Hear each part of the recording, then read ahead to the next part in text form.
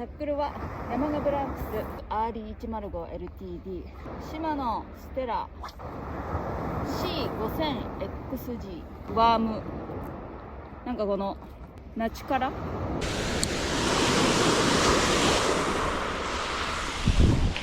めっちゃ左に投げてまっすぐ行くな。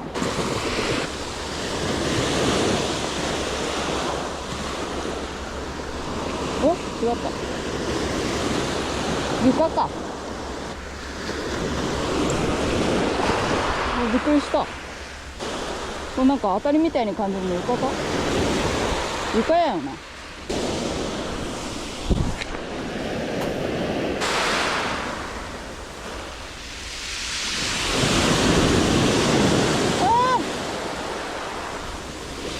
わかんめん。投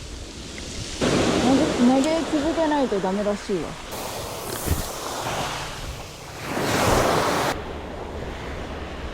もう床か当たるかわからない。ああ、怖い。ルアーチェンジ。